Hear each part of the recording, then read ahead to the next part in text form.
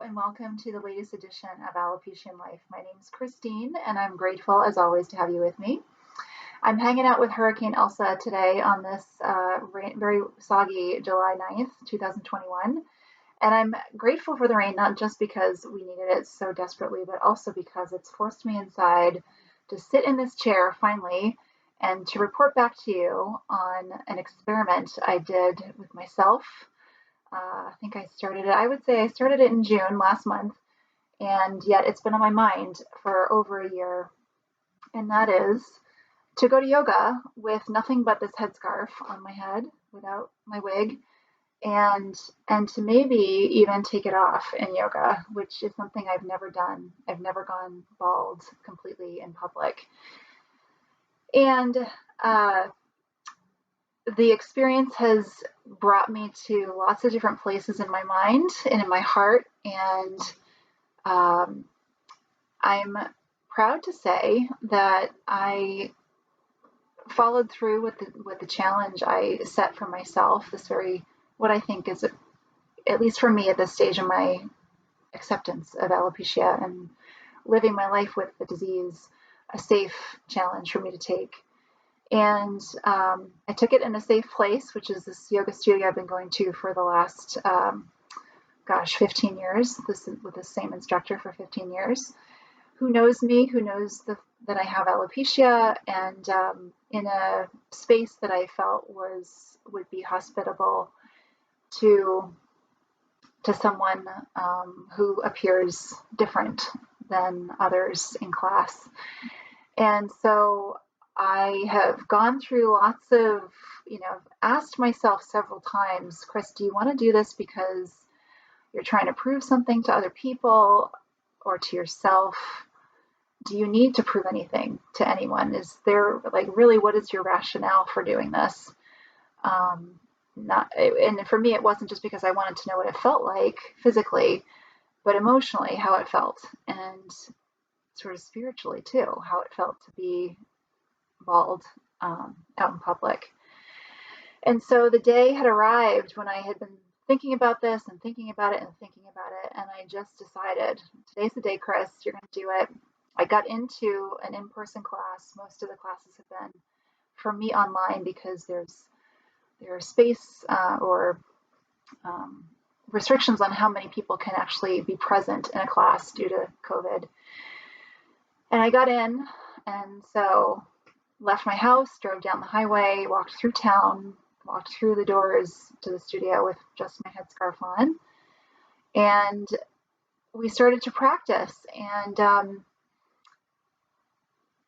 it wasn't necessarily a surprise to me that no one looked at me funny without my wig on. I've done that before, and that felt relatively okay. But as I got hot, as we were going through our flow, and I was becoming increasingly uncomfortable physically, I was debating, do I do this or do I not? Do I keep my headscarf on? Do I take it off? What is going to happen if you take it off, Chris? What's the worst that could happen?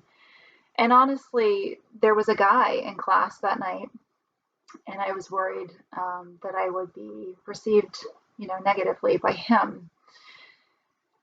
And then I would say probably just as quickly, I thought, I'm just so uncomfortable right now. I need to cool down. And so I thought, well, there's no way to know unless I actually do it.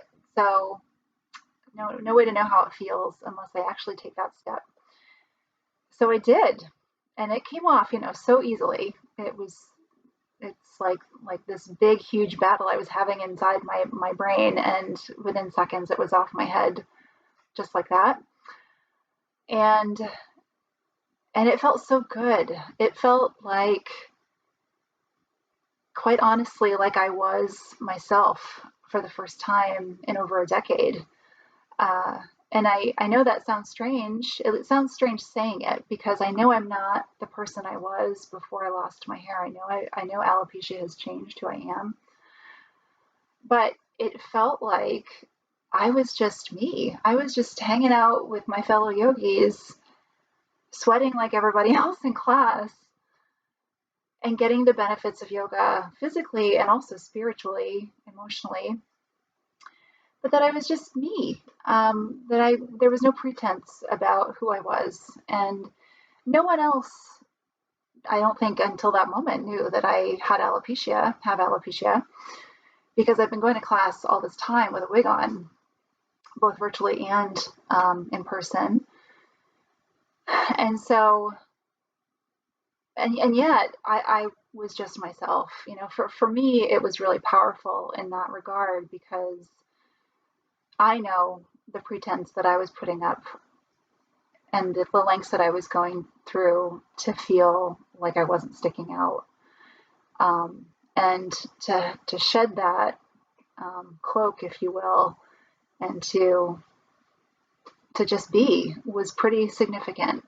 And I've been trying to think about how to communicate the experience to you all, communicate the significance to you all in a way that lands with you. And I'm not sure if it does in this description, but I felt like I was the me that I've always been, which I think is the me that I've been trying to get back to since I started losing my hair 16 years ago, 17 years ago. And that's pretty darn huge, I have to say. So I haven't gone back. I've worn my headscarf, and I've only been back to yoga a couple times, but I've taken my headscarf off, and it feels amazing. And there have been those moments where after class, I'll overhear conversations about, oh my gosh, I love your hair, to someone else, obviously. I haven't seen you in a while. I love what you did to your hair. It looks awesome. As I'm sitting there bald, rolling out my mat. And it brings back those judgments and insecurities. But that's also grist for the mill, I think, for me anyway. And, so I've been chewing on the feelings that I got overhearing those conversations, and also thinking about how powerful it is for me to choose, to make the choice, to know not only that I can make the choice to be myself whenever I want to be my true self in the world with no wig on, but also how powerful I hope it is for other people who might be going through something. And I'm not certainly a poster child for, I don't want to sign myself up for that job of being the martyr. It's not what I'm trying to do, but just, I think it's you make a really strong statement, I felt, for me anyway, in these classes, of accepting this imperfection of alopecia and the statement that it makes for people who are maybe dealing with something that you can't see. We all carry something around with us, whether it's visible or not. And I think that's something that unites us all in a kind of a beautiful way, that we all have some difference that might not be acceptable or accepted in the wider culture that we live in, this very superficial culture that we live in. And so, I don't know, I felt like I was bucking that trend in a way. And for me, it felt really, really wonderful. It felt very freeing to just say, I reject that. I accept who I am in this moment, and I'm just going to be comfortable in yoga, because it's not fun being so hot all the time. So I wanted to share this story with you for what it's worth. I hope it's helpful. And who knows, maybe next time I talk to you, I'll have gone jogging or something without my hair. That's on my list, so maybe I'll work on that next.